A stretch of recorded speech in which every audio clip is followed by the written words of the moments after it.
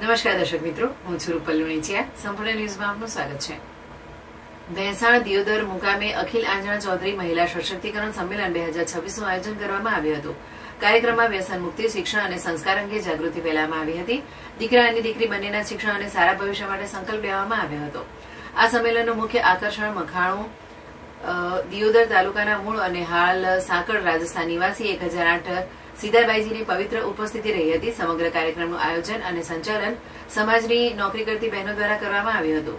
કાર્યક્રમને સફળ બનાવવા માટે ડોક્ટર અંશીબેન, પીએસઆઈ રત્નીબેન, લીલાબેન, ગીતાબેન, વીમુબેન, વર્ષાબેન, ભમરીબેન સહિત 22 બહેનોની શક્તિવાહિની કોર ટીમે 1 મહિના સુધી સતત મહેનત કરી હતી. સંમેલનમાં પ્રથમવાર દીકરીઓ સાથે દીકરાઓના અભ્યાસ, વ્યસન મુક્તિ અને સંસ્કાર અંગે વિશેષ માર્ગદર્શન આપવામાં આવ્યું હતું. પીએસઆઈ રત્નીબેન ચૌધરી યુવાનોને વ્યસન છોડી શિક્ષણ તરફ આગળ વધવા પ્રેરણા આપી હતી. પીએસઆઈ લીલાબેને મોબાઈલ ટેકનોલોજી અને ગુનાઓથી દૂર રહી શિક્ષણ અને સારા જીવન મૂલ્યો અપનાવવા જણાવ્યું હતું. ડોક્ટર અંશીબેને આરોગ્ય ક્ષેત્રે માર્ગદર્શન આપ્યું હતું, જ્યારે વીમુબેને બાળકોના સારા ઘડતર અને માતા પિતાની ભૂમિકા મહત્વપૂર્ણ હોવાનું જણાવ્યું હતું. પીએસઆઈ રત્નીબેન ચૌધરીએ જણાવ્યું હતું કે આ પહેલું એવું આયોજન છે જ્યાં માત્ર દીકરીઓ જ નહીં પરંતુ દીકરાઓના શિક્ષણ, વ્યસન મુક્તિ અને રોજગાર વિશે પણ ગંભીરતાથી વિચાર કરવામાં આવ્યો છે. તેમણે ભારપૂર્વક જણાવ્યું હતું કે શિક્ષિત અને સંસ્કારી યુવાનો સમાજના વિકાસમાં મહત્વની ભૂમિકા ભજવે છે.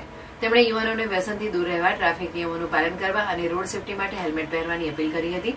શિક્ષણ સાથે ધંધા રોજગારને પ્રોત્સાહન આપવાથી સમાજમાં પ્રગતિનો માર્ગ વધુ મજબૂત બનશે તેવો સંદેશ પણ આપવામાં આવ્યો હતો.